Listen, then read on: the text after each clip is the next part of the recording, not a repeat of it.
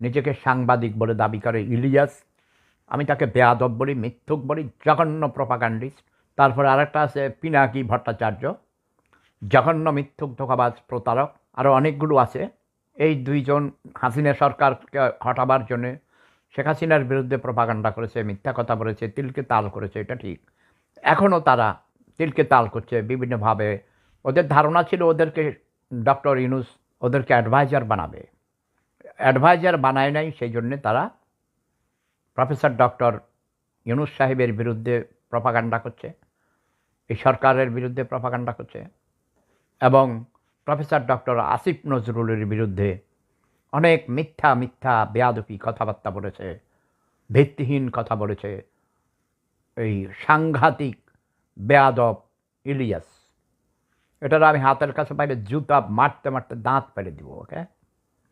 এবং পিনাকি ভট্টাচার্য, এই এটা কিন্তু জঘন্য মৃত্যুক, ভণ্ড, প্রতারক, ও একটা ক্রিমিনাল।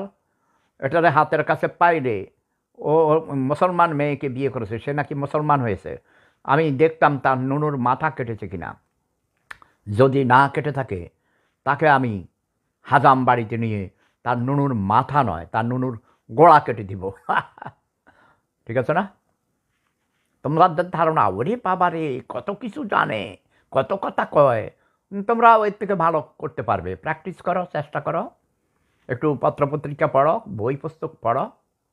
ও ক্রিমিনাল, ও আটা ময়দা মেখে, ও কিন্তু ডাক্তার। সে একজন কেমিস্ট, ভালো কেমিস্ট।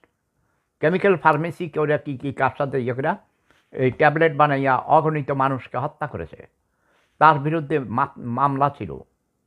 শেখ হাসিনা সরকার তাকে ধরতে পারলে তার ফাঁসি হতো।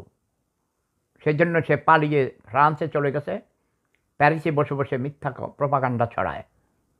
আর এদের কোনো সরকারে আসার কোনো যোগ্যতা নেই। অনেক ইউটিউবার অনেক ভালো ভালো কাজ করেছে, কিন্তু তাই বলে তাদেরকে অ্যাডভাইজার বানাইতে হবে কেন? আমি একজন প্রকৃত মুক্তিযোদ্ধা হয়েও আমি তো ভাতা নেই না। আমি তো মনে করি শেখ হাসিনার সরকারের তক্তে তাউস হাওয়ায় নড়াবড়া করে দিয়েছি আমি। আমার চেয়ে বেশি কি শেখ হাসিনাকে কেউ শব্দবোমা মেরেছে? তোমরা কি বলো, নিরপেক্ষভাবে বলো।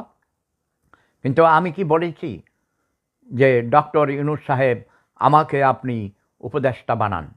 যদিও আমাকে অনুরোধ করেছেন, প্রস্তাব দিয়েছেন অনেকেই, বাট আমি এগুলো করবো না। এসব আমার জীবনের লক্ষ্য নয়। কথা বোঝা গেছে?